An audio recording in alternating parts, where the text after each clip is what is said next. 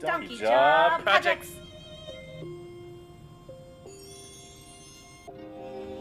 What is up, everybody? This is Marshall Lee of DonkeyJawProjects.com, and today we are doing a piece here of 11 from Stranger Things, and I've kind of titled it "The Monster Inside." um, so, you know, the whole thing is basically like, as I'm watching Stranger Things, and I've rewatched the first season a few times. We just rewatched it again, and then we watched the season 2 twice now, and I just obviously I love the show. um, but I'm also, as I'm watching it, I'm learning a lot about story, just in general, and that's what I'm trying to do. And so I'm trying to pay attention to story elements and themes and things like that as I'm watching it as well. And it's interesting. That's actually kind of a tough thing to do, tougher than you would think. To kind of figure out what any story is actually about is actually not that easy sometimes. And but anyways, so one of the things that the themes that I noticed in the first Stranger Things, and spoiler alert, I guess, if you haven't seen the first one, um, but it's not like crazy. But um, throughout the season, 11 talks about, I'm a monster. She thinks of herself as, she kind of comes to the realization, I guess, that she's kind of a monster, and she's done some pretty messed up things with her power. But it was all out of, trying to protect herself from scary things. Um, and then, even when she's trying to do good with her power, she kind of, puts her friendships in jeopardy that she's just starting to build. So the trust, becomes an issue between the friends, and it's because she, did something with her power. So there's that. And then, there's just different things where it gets more and more complicated, to the point where it just keeps escalating. And that's, a big part of how to make a story work. And then finally, in the end of the first season,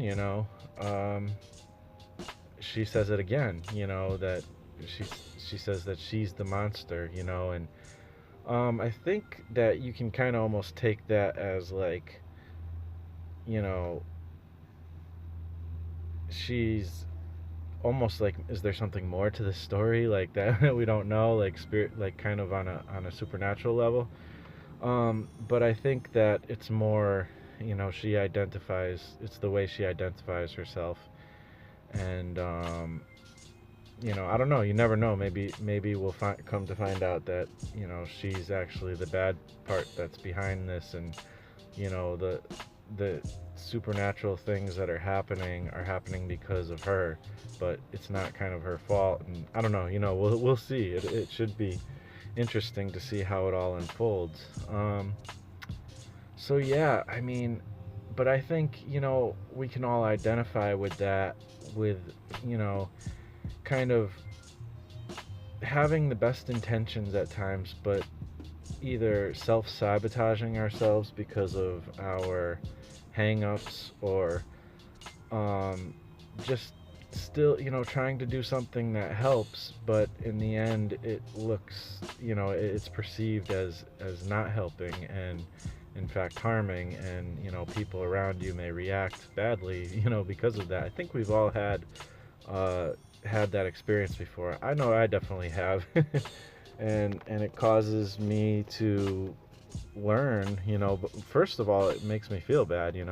There's like kind of some shame there. And then, but it also,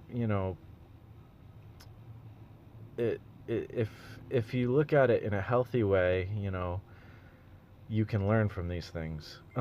So I think that's kind of the takeaway from these types of stories. So yeah, I guess, maybe I'll get back to that a little bit. We'll see. But I also wanted to talk about kind of the process of making this, um, and that's part of why I call it the monster inside as well, because I really kind of destroyed this piece.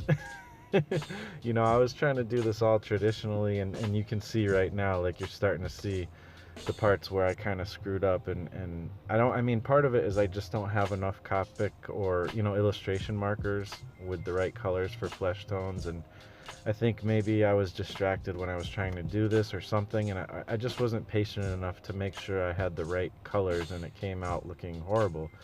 And so, as you'll see soon, I scrap it, and move on to digital. And, I didn't actually scan the piece in because my scanner doesn't work right now. Well, I actually threw it out because it doesn't work. The printer, Epson's, public service announcement, I guess, don't ever buy an Epson, they suck.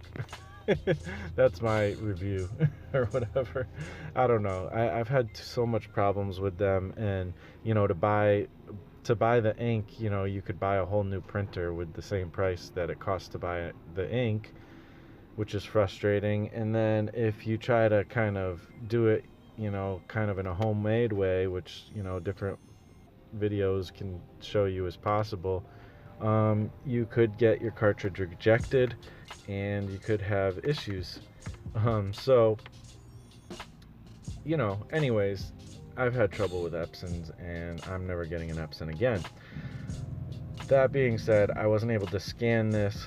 Usually when I scan stuff, I do it at work, but I was working on this stuff on the weekends, which I do often, and it's like, okay, do I really want to drive down to work and, like, open the doors and, do this, or can I maybe do it a different way? So I just used a photo, and I think it was even a JPEG, but it was a high quality JPEG, as high as you can get, but I went in digitally, and I've seen people do this and then post it, like, on Instagram, which I will be doing, where they kind of color over, like, actual photograph, and you even see, like, all the stuff in the photograph, like the pens and stuff.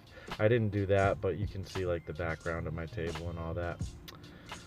So I went in digitally, and, digital is not, my best kind of